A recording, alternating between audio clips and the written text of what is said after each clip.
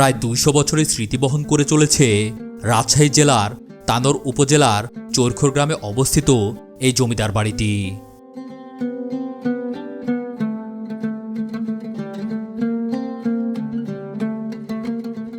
এই জমিদার বাড়িটি চৌধুরী বাড়ি নামেই পরিচিত। লোকমুখে জানা যায় এই জমিদার বাড়ির প্রতিষ্ঠাতা ছিলেন আহাদ বক্স। সেই সময় এই জমিদারি দুইটি স্টেটে বিভক্ত ছিল, যা আহাদ বক্স স্টেট ও মিসিরুল্লাহ স্টেট নামেই পরিচিত ছিল।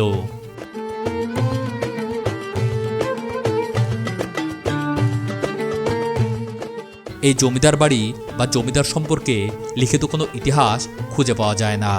ব্রিটিশ আমল এবং এর পরবর্তীতে দেশভাগের পরে জমিদারি প্রথা বিলুপ্ত হলেও এই জমিদারির সম্পত্তি রয়ে যায় সেই জমিদারের বংশধরদের মাঝে।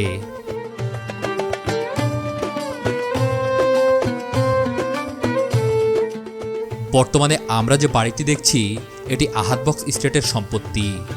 এই জমিদারির পূর্বপুরুষ আহাদ বক্স, তার পরবর্তীতে আজিজুল হক চৌধুরী হন এই সম্পত্তির উত্তরাধিকারী।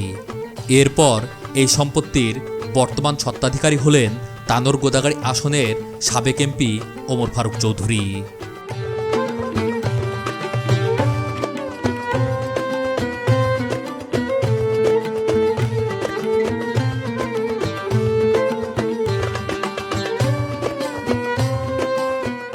প্রাচীন এই বাড়িটি জানান দেয় সেই সময়ের বিত্তবৈভবের কথা।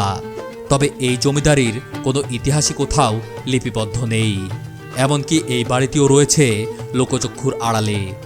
এই বাড়ির ভিডিও করতে গেলে আমাদের নিষেধ করা হয় এবং জানানো হয় এই বাড়ির ভিডিও করার নিষেধাজ্ঞা রয়েছে, যার জন্য এই বাড়ির কোনো ইতিহাসই জানাতে পারছি না আপনাদের। এমনকি এই বাড়ির জমিদারি কিভাবে শুরু হয় এবং কত সালে তারা জমিদারি পান সেটা জানানোও সম্ভব হলো না। আবার 1947-এ দেশভাগের পরে পূর্ববঙ্গ জমিদারি অধিগ্রহণ ও প্রজাতন্ত্র আইন 1950 বাস্তবায়ন হলে এই জমিদার পরিবার কিভাবে তাদের সম্পত্তি নিজেদের করে রাখলেন সেই ইতিহাসও জানা গেল না।